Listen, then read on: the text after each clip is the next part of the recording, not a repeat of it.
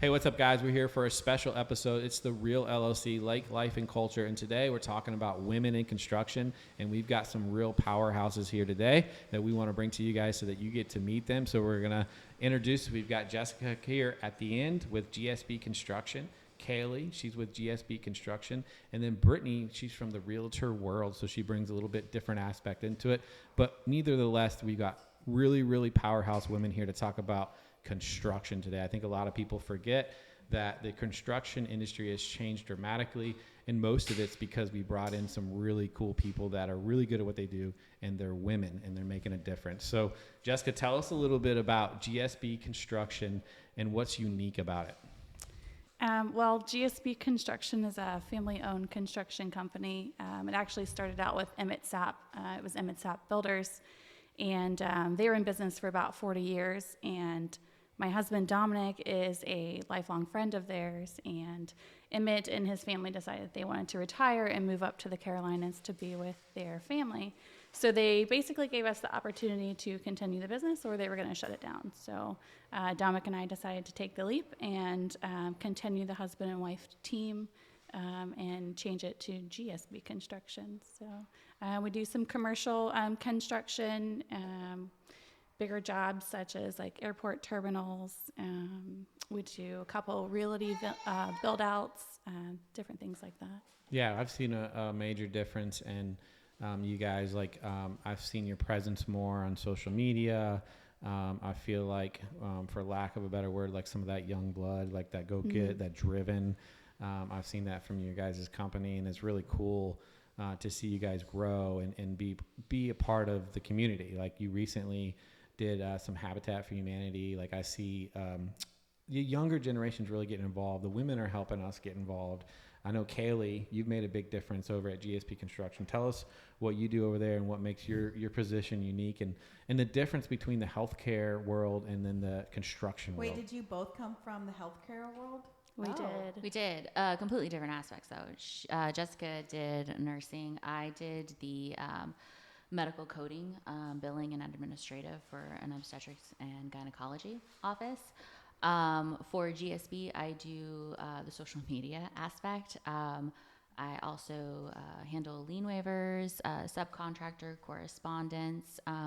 I help with pay applications, and I do a lot of the bids, obtaining them and giving those to the project managers. That way that we can actually get the bids taken care of and submitted on time.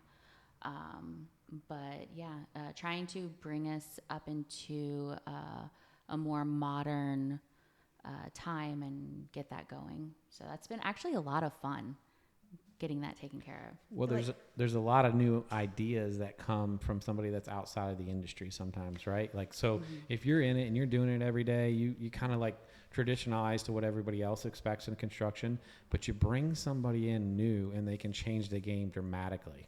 Yeah, and they have actually been amazing at accepting that and really just wanting to jump on board with that. And you can go into a lot of different businesses and they kind of resent that new blood. And, unfortunately, that really holds back a lot of companies. Whereas GSB was like, no, let's try it. Let's do it. Let's get on board. We really want somebody that can, go with that and do whatever you can. Let's do it.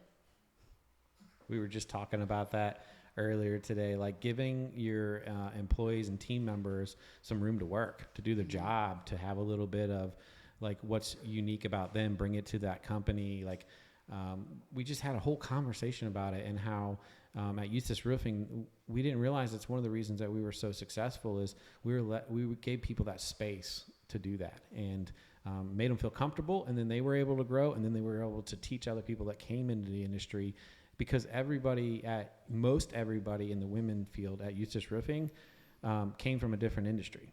And so healthcare was one of the biggest ones that we had. We inbound a ton of people from healthcare into our office staff, and they've been phenomenal. What are you doing to modernize a lot of it's social media, because I don't think previously there was really too much social media. I mean, the accounts were there. They just weren't really utilized that much, like LinkedIn, Alignable, Facebook. So when you think construction, obviously construction fields usually run by men, but when you're talking about social media, you're not actually looking towards the men in social media. Are you looking more towards women, or because you're in construction? So does that make it more difficult to try to modernize your social media when you're not necessarily just talking to men? There might be running things, but the women are usually the ones making the first calls or the decision, right? Yeah. I mean, there's a little bit of both, actually. I feel as I'm connecting with people on LinkedIn and Facebook, I personally feel that it's probably 50-50, 60-40 between men and women that are on there, reaching out and connecting. But that's just my personal experience. Well, here's what it did for me. So I've seen all of your stuff that you guys have come to market with, like different things. And it helped me understand like some of the stuff that you guys did. I see that you're building these fast food chain restaurants and some of these things. Well, I didn't know that before. I just knew what I had experienced when I went onto one of your jobs, right? I only knew from my side of vision. But then when I'm on social media now, I see your face pop up or Jessica pop up, but then I see the project that you guys are doing and I'm like, man, that's badass. That's cool. I like that. And then now when I meet somebody that's like a retail chain or somebody looking for a unique building, I'm like, you guys need to call these guys. They're really good. Check out this post. They built this place. Like, I don't know if sometimes you know the impact of like something so simple that you put out there. It just shows us all the things that you guys are capable of. It's true. I think a lot of businesses rely on that referral via people, that talk, that reference, because we rely on that trust aspect. Because if you know a person that you trust that can refer that business based on that goes a long way versus opening up a phone book. Yeah. Do people Phone books open are up over. phone books anymore? Are there phone books anymore? I don't know. True. That's a good question. So, Jessica, unique for you is not only did you leave the healthcare industry, you were a nurse, right? Mm-hmm. So you left something that you worked your lifelong, life on, like this, something you put a ton of time in. Mm-hmm. You joined your husband into a construction business. That's got to be unique because you have a family you have to run also. Mm-hmm. You have a lot. Your kids play sports. I got to imagine that there's probably no downtime. No, not usually at all. No. Yeah, it was definitely a big change working in the hospital. I was an RN for the last 7 years. So leaving that aspect and coming over to construction where I really didn't know much was definitely a challenge, but I love challenges. So it's something I kind of grew into. I had the mentorship of Susan Zapp, who was the previous owner. So her and her husband took me under their wing and mentored me through all of that. And I just kind of took it and ran with it and used what I've learned kind of in nursing and how to manage things and kind of take over the business and put in my own spin on it. So what are some tips on how you manage being a mom and running a company? Like, do tell. Yeah, I don't know. I just, lots of coffee, a little bit of sleep, some energy drinks. I feel like you just kind of have to prioritize. We are a family-owned business. We do focus a lot on family. I think that's one of the huge aspects that our subcontractors feel and our employees feel as well.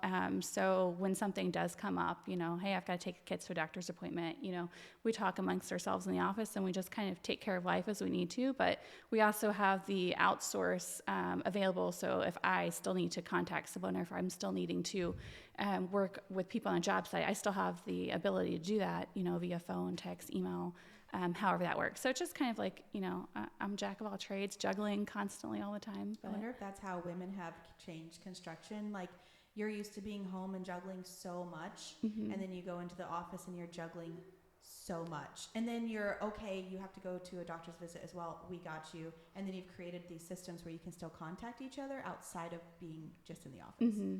Which I feel like is such a pro-mom move. It is. I think women are so good at multitasking that's one of the biggest things that we bring to not only the construction industry, but even the construction office itself. bringing Kaley on, she's been such a huge part of our media management and stuff. So I know prior to her, we didn't do much with media management. There wasn't many postings. Every once in a while you would see something about Emmett Sap Builders, with a sign or something. And so once we switched over to GSB and kind of brought Kaley on board, I mean, she took full run of the LinkedIn, of the Facebook, of the Twitter accounts, of everything, and just kind of brought everything into your face, which is something that, as a transition company, that we wanted to do. We wanted to come back into the limelight and back into the spotlight. Because even though Emmett Sap Builders has been along for a long time, they are just, kind of weren't, I guess, maybe in your face as much anymore, because, they didn't like technology as much as we do. Different. So we love It's just technology. like when my dad was running Yeah. the company and Jason comes along, it's just such a different take on, I don't know if it's just generational or what, but the fresh idea, something new. Social media wasn't around. Like connecting with your families wasn't a thing. I don't think. Yeah. I mean, I don't remember hearing about any families growing up around the dinner table of people who worked in the office or anything. So Right. what a difference. Something that's funny is so our office staff took a break on a Friday one afternoon. They didn't come in, they went paddleboarding for the day, right? And we were absolutely a mess. Us guys, we didn't know who to call, how to do this. Like, we didn't realize how valuable the women were in the office until they weren't there. Like, I was like, we can never do that again, ever. Now, the guys can go all out on a day and hang out, have no, and everything runs smoothly. So it was really an eye-opener for me, the value, and nothing happens without those girls in the office. And we were talking earlier, too. We actually have girls that put the roofs on, and they are freaking amazing. They're better than anybody else I've seen put the roof on. They're just really, like, they do everything. Like, they keep the guys together. They, like, hold the unit together. They're, like, a leader, but not the leader. But, they're really the leader. Like, they might not be the voice, but they're, like, the guys stay in line because there's a girl there. Do you remember the big fat Greek wedding? Yeah. And the mom was like, they think they're the head of the house, but we are the neck. We are really the ones in control. And it's true. like my husband wears the pants, and he wears pants of the family, but I tell him what color pants to wear. Yeah. So I say. Wink, wink. One of the things, too, I wanted to talk to you about, because you actually got to swing the hammer. You got to build the house. You guys went out in the field, and you recently did a build for Habitat for Humanity, right? Like, how was that to get out of the office, to be able to go out in the field, to experience that part of it? That for me was amazing. It was so much fun. It was nice to get to connect with a bunch of different women from the other construction communities. And it was nice to get out and kind of see all the work that does happen outside of the office, because we generally just, obviously see the office aspect of it as far as, money management or, just dealing with subcontractors. But it was a real big eye-opener to get out there and actually work on the jobs and put forth that sweat into it. But it was something I truly enjoyed. I know Kaley had a blast doing it. We definitely look forward to doing it again. But at the end of the day, did the guys organize it, or did you still organize it? No, it was organized by all women. It was actually Right, organized by the women chapter for the National Association of Women in Construction. I just wonder, these women can get out on the field and do this stuff. Can the men come in the office? That's my point. I'm just saying that now. I mean, can you imagine? So recently, I take a lot of... We do have a good one in the office right now. But Yeah, I take a lot of pride in that. That's what I want to talk about. We want to create an environment at Eustace Roofing where every job's available to every employee, right? You can move your way up. You can find different areas that you're good at. And recently, we brought a guy into the office. His name's Alfredo. And he's worked on the roof his entire life. He thought his future was working on the roof his entire life.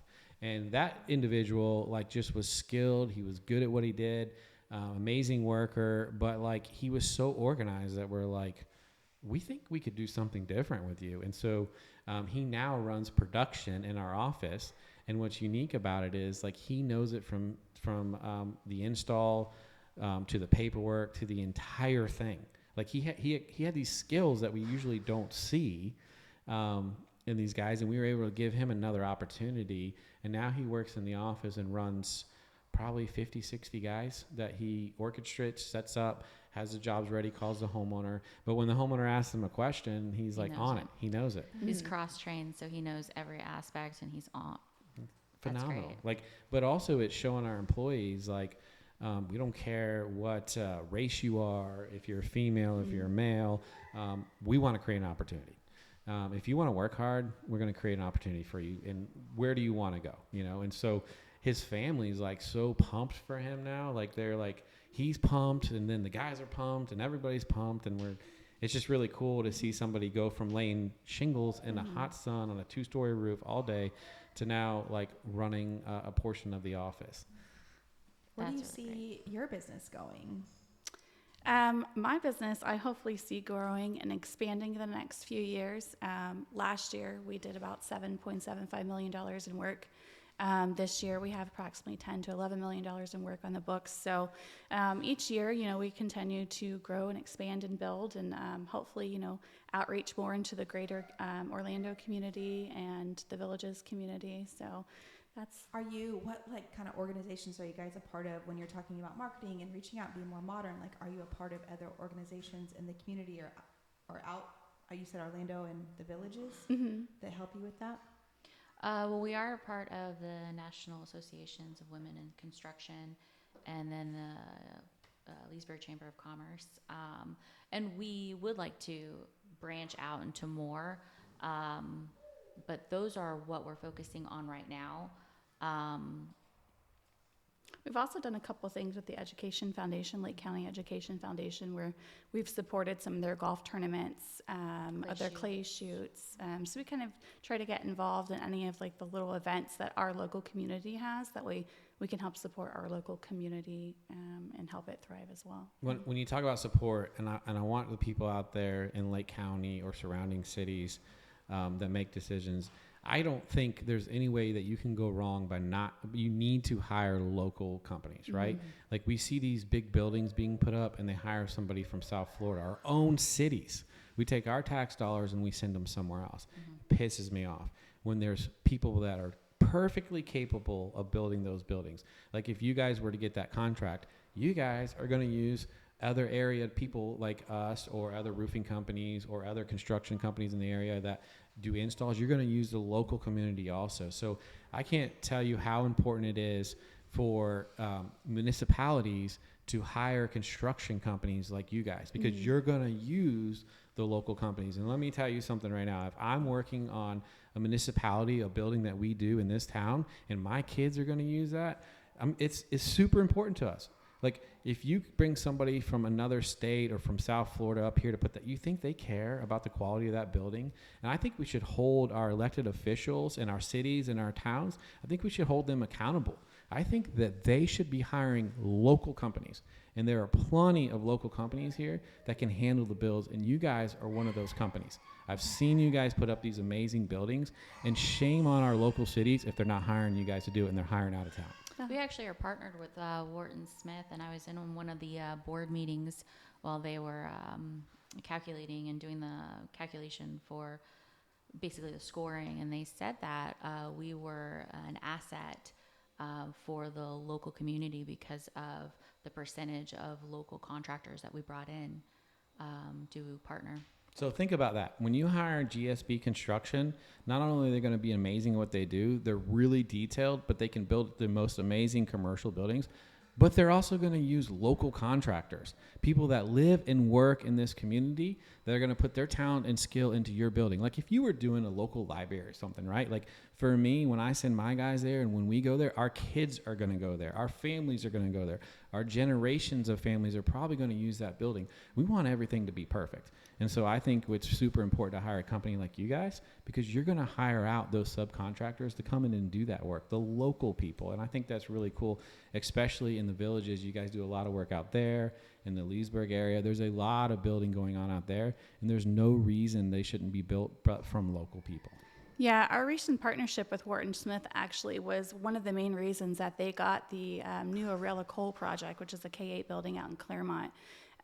It's a 2-year project build, multi-million-dollar project, and we actually ended up helping them win that bid. I think it was by a 0.02% margin because of all of the local participation that we brought to the table that gave them the foot up in Lake County by partnering with us that we were able to bring. That is So, amazing.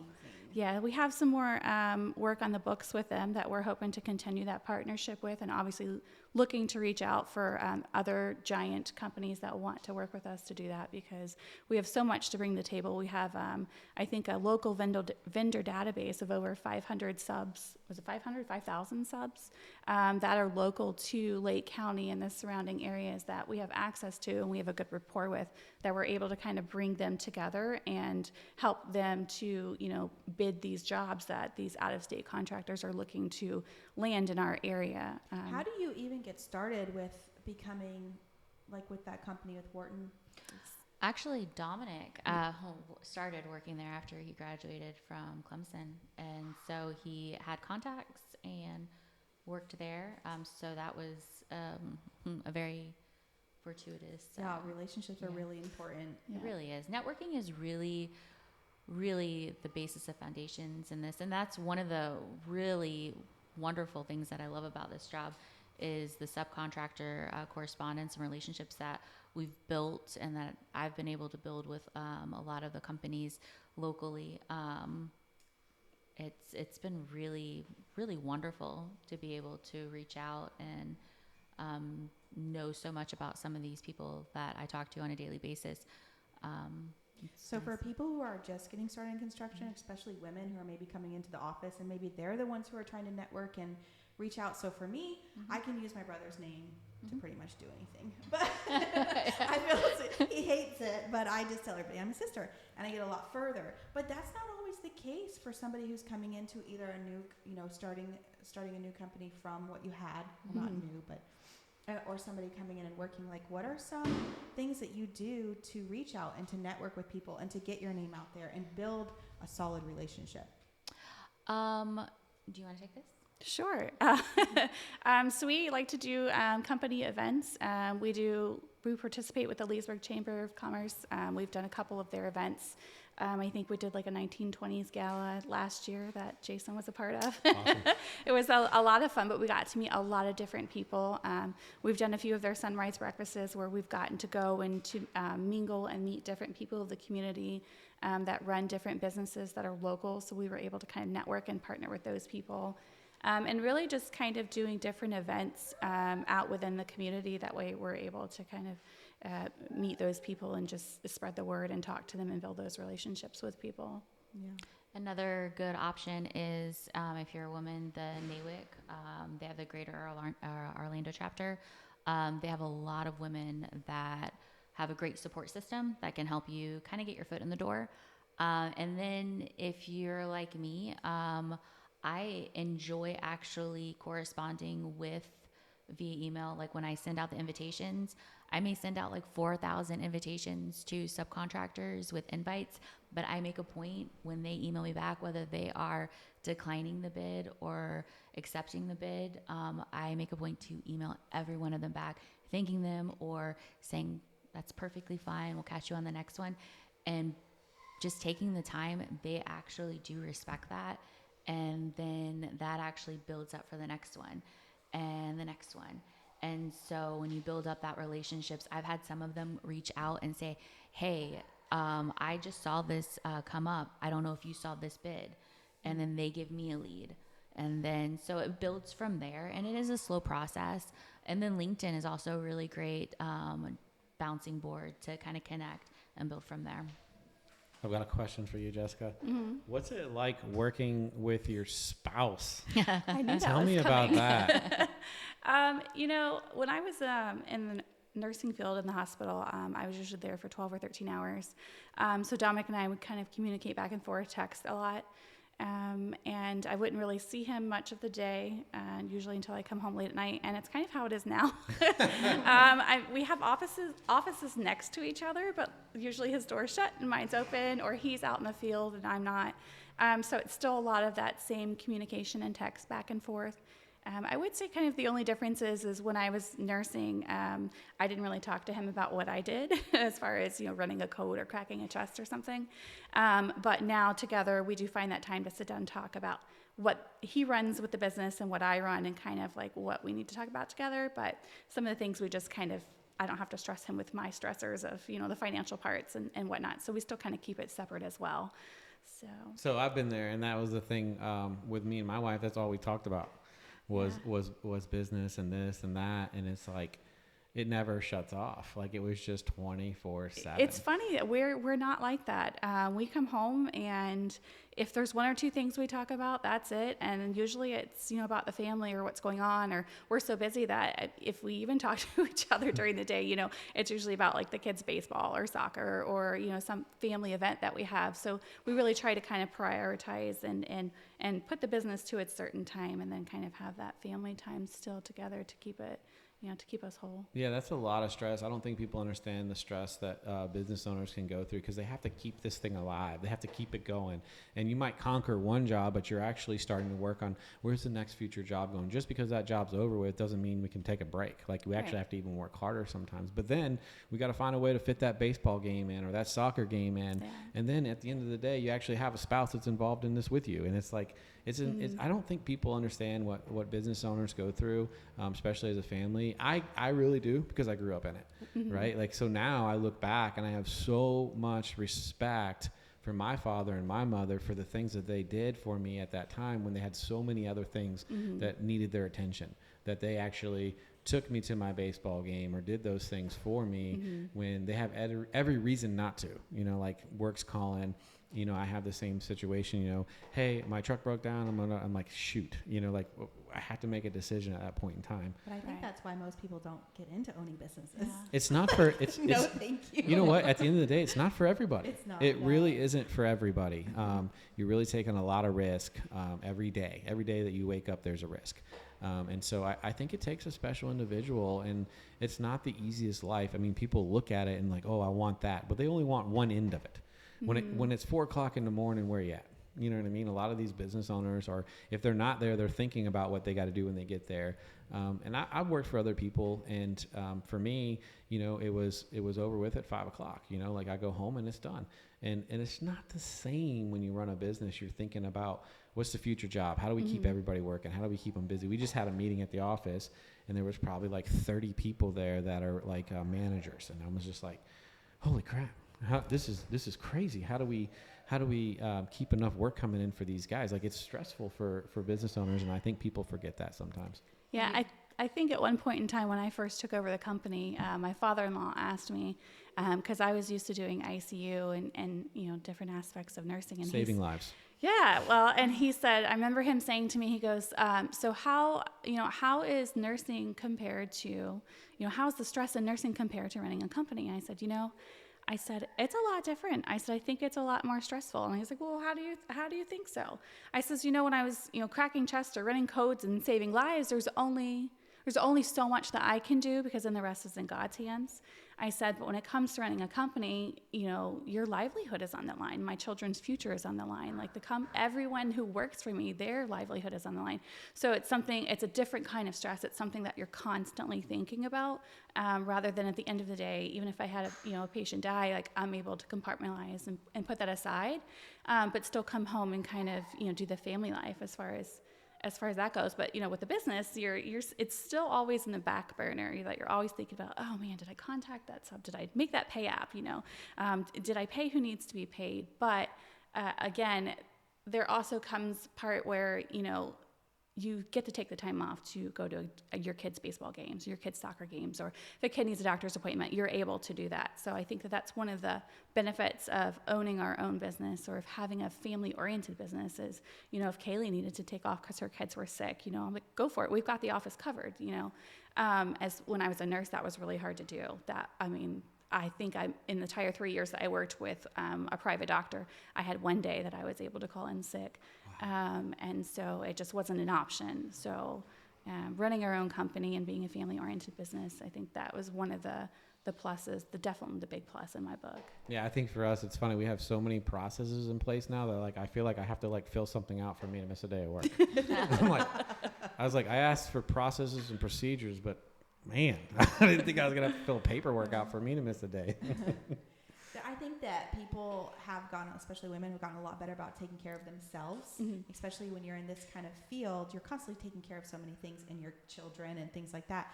But what do you do to kind of unplug and back away and take care of yourselves after running a company and having a family? And how do you do that? I don't know that I really do that. I would say maybe I stay up till 1 or 2 o'clock, after everyone's finally gone to sleep and, house is clean and, workouts are done and everything, and just kind of, I guess, maybe like zone out, watch a show or something. Sometimes I find myself reading different articles and things like that to kind of just pull away from the business aspect. But I don't know that you truly, really do unplug when you run or own a company. It's always in the back of your mind back there. Yeah, I think she's right. How old are your kids? So my youngest is Jake, and he's 5, and Annabelle is 10. Oh yeah, So, you're in it. I am. How old are your kids? Nolan is about to turn 11, and Lincoln is 8. Yeah. So Yeah, I have a teenager now, and really unplugging is not happening. Mm-hmm. So I get super curious on moms. Like, we do so much. I know dads do too, but the many of things that are running through our heads that's constantly going, and then having anything to do on the other side also from your family, it's... Well, you talk about dads do too, but have you guys ever watched the show Naked and Afraid? Who always lasts to the end? It's the woman. Yeah. I don't think people realize we go through pregnancy. how tough women are. Well, it's because at the end of the day, the dad can go to sleep or the nanny can take off. At the end of the day, it's you who's got to get it all done. If not, who else is going to do it? I am so lucky because the person that has taken my kids to all of the doctor's appointments is my husband. He's rare. Yes, and so I go to pick up my kids, and the lady shames me. She goes, "Who are you here for?" And I'm like, "Nolan and Lincoln." And then she goes, "Oh, I don't recognize you." And I told my husband, I was like, she shames me every time I come. Because now I have more time to come and go pick them up, because I am blessed with a job that I have more leniency to be able to take them to the doctor's appointments and to be able to take them I get off a little bit earlier so I can go and pick them up. And so for so many years, it was a bit more of a strict schedule. And so now I'm like, oh, this lady doesn't know me. Here we go again. Yeah, I'm like, and I know her name. So I feel like the other moms are kind of judging me. So yeah, I do feel a little bit embarrassed, but yeah, no, Jordan's been great. He probably would survive a lot longer in that show. That's pretty rare, probably. Yeah, Yeah. I think so. Yeah, I would die first. Yeah. He's the same guy. We had a soccer team that we started, and I'm like, all right, so we're gonna go out there. You guys gotta win. You gotta win. He's like, no, we just gotta have fun. I'm like, I don't want to sponsor this team anymore. He's like, it's all about having fun. High school, so I feel like I can totally see him still like, whatever. Well, he got taken out by the Samoan guy, and I said, well, what happened? He goes, well, he took me out. And I said, oh, okay. I was like, well, what'd you do? I was like, well, he kind of cradled me when he took me out, and I landed on the ground. And I said, well, what did you do then? He goes, well, I told him just to leave me there. And he's like 6'4", 220. Or 210. He's 205. And he just laid there. That's what happens when you just go to have fun. Yeah, he's just having fun. A little bit of pain, but a lot of fun. All right, guys. So we see something that's unique about you guys. You guys aren't always the cheapest, and a lot of times you're going against maybe some really big competition. What really makes you guys unique, or that you specialize, and it makes you guys able to handle those jobs and get those contracts? Well, I definitely think every job that we bid is a learning experience. We kind of know some of the competitors that we're up against, and who lowballs and who doesn't. We also have a really unique bidding software that is not accessible anymore, that very, very few contractors have access to. So that kind of helps give us the edge up. But we do see that if we are too high, we kind of go back and we'll relook at all of our sub numbers and kind of see, who could we have used, or did they use the same subs? And then also, when our numbers are high, we like to think that it's quality over quantity, because you can have a sub come in and say his time frame's 180 days and ours is 210, and he's $50,000 cheaper. But when you sit there and get change order after change order, as an owner, is it really cheaper than what we guaranteed we were going to give you? Most of the time we have minimum to no change orders. And if we do get change orders, it's because the owner wants to add something or the owner's changing something. It's not because we missed something. It's not because our subs missed something, because we're extremely thorough with the process. And what Dominic does is he's just so focused and oriented as far as getting those bids and really reaching out and communicating with those subs to make sure that he's getting the best price possible. So, in the instances that we are the highest bid, we just kind of take it and look and see maybe what we could have come down on, what corners we could have cut. But again, we don't want to sacrifice quality for cost. Well, I think to sum it up, though, from what I've seen with you guys, is long term you're way less expensive because you're not having all these failures on the building that you might have with the other company that was a little bit cheaper. Right. And then also you're using local companies that have that experience and also can come back if there's an issue and take care of it. A lot of these builders that might be cheaper, they're using somebody from out of town, and when something goes wrong, they ain't coming back. They're not driving 5 or 6 hours to fix that building. So to me, I think that long term, you're cheaper. You're going to build a better building, and it's going to perform better. There's going to be less work order changes, a lot of unexpected expenses that are hit to you as the owner. So sometimes that bid is way less from somebody else, but by the time they're done building that out, it's way more money. Absolutely. When you've got a company that's going to use local people, and they're going to come back and fix any issues that they have long term, it's way cheaper to use you guys. Yeah, and even that, and we're seeing these bigger contractors come, and they're going to start picking up these teeny tiny little subs who are brand new, which nothing against brand new, but when you're bidding a multi-million-dollar job and you've got a small concrete sub and not used to doing something big like that, a lot of problems happen, and then now you're going back and you're trying to fix that, and now you're hit with change orders and you're hit with multiple costs and things like that. So we use a set pool of subs that we know do good quality work, that don't cut corners, that don't compromise quality over cost. So I think that is one of our biggest things, is that rapport that we have with them and knowing what kind of quality of work that they do that we can back and that we put our name behind it. Yeah, basically you guys have vetted these people. You're going to bring game changers to the event. You're going to make sure that your building's safe. You've been through that, and you're offering something that's unique, which is people that you trust and local people.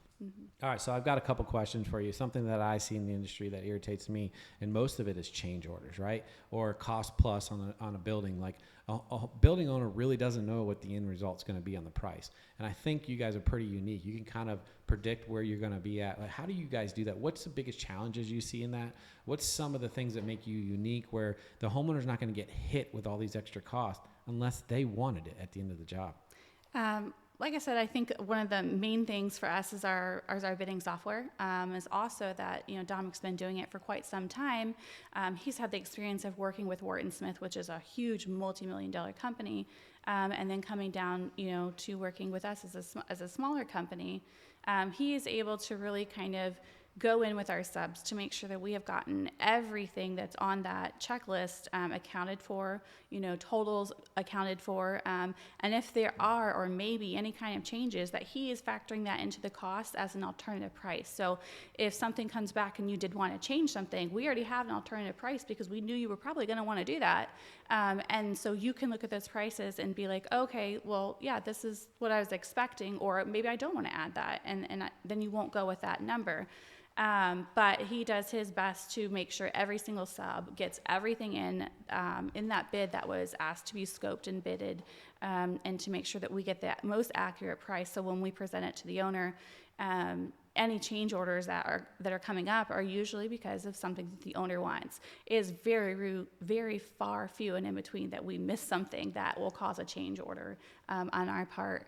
And even if that's the case, we usually communicate with the subs and then with the owner as well to see like what we can do to make it to fix it, or to make the cost lower or whatnot, to just kind of bring it back even to where it was supposed to be. So from that, what we're saying is experience. We're saying experience from the owner, Dominic, he knows most of the details. Okay, you can go that route and we can do that, but here's what it will cost if this goes wrong. Like, he can pretty much predict what that cost is going to be, and he's prepared. He's got it for the owner. I think his vast knowledge of all the trades are really what make you guys unique. A lot of construction companies say, hey, I can do this. I'm just going to hire an expert here, here, and here. Where what makes you guys unique is you've got somebody that has a vast knowledge of each one of those subcontractors' bids and what they're going to need. And a lot of times I've seen him do that on my own bids, where he's like, hey, I think you missed this, this, and that. And I'm like, I'm supposed to be the expert here, but you're right. And what he's doing is he's looking out for the building owner, and that's what makes him unique. It's his vast knowledge in all the industries that are going to come build that building. And I think that's what makes GSB Construction, very unique. Yeah, that's kind of our rapport with many of our repeat customers. Majority of our work this year actually has come from repeat customers, because they know what they're going to get from us. They know they're going to get a price that's not going to change, or that's going to waver very, very minimum. And again, that's because of maybe something they've wanted. We've also had instances where, between us and another GC, where we bid a job and the other GC was, $50,000 cheaper, and the owner will come to us and be like, well, did you get this? Did you get this? Did you get this? And I was like, of course I did. The other GC is missing all these things. So once that GC factors in what he was missing, his cost comes up over ours. So before the owner even has a chance to do that, because of the rapport that we have with them, they will just go with us because they know we didn't miss anything. They know we didn't overlook anything, and that our prices are solid. Well, I can tell you from personal experience, I've got the owner's phone number in my phone, Dominic, and I will call him and say, hey, I just bid this job. Can you look it over?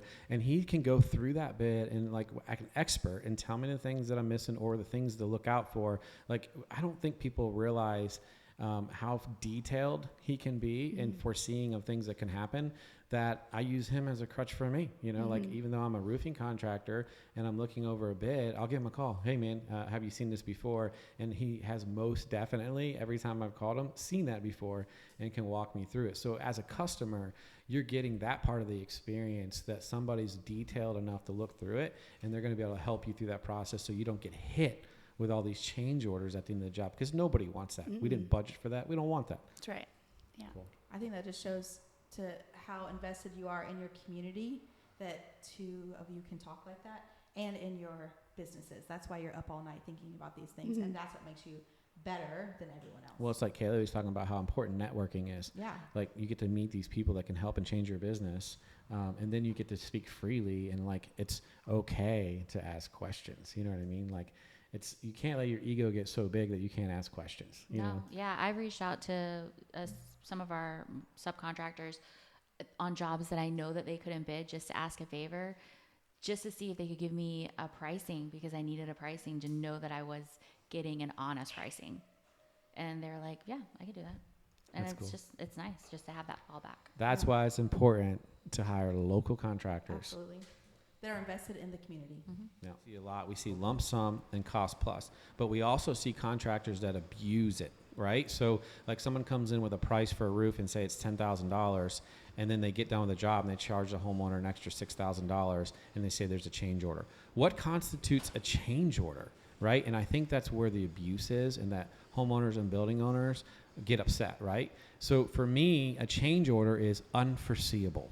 Like, for me, when I'm putting a roof on, if there's rotten wood after we tear the roof off, I can't always see that. That's unforeseeable. And then that's going to be in a change order for the homeowner. But we're telling the homeowner before they do the job. It's in the contract. Hey, if we run into rotten wood, this is an unforeseeable thing. It's going to cost X amount of dollars. And we see contractors that know what a foreseeable thing is, and then they make a change order out later. So your industry, commercial, could be a little different. So tell me what your view and the way that you guys look at what's the difference between lump sum and cost plus in the commercial field.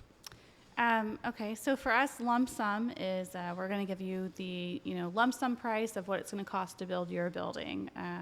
We're going to include any unforeseeable things that we think we have come across that could possibly happen as maybe alternates in your pricing. And then at the end of the job, we're going to come and we're going to meet that pricing. However, if something did come up and it wasn't in there, and like you're saying, rotten wood, or the whole electrical outlet is shot or something like that, that's something that's kind of not in our control, then that does constitute as a change order for your project.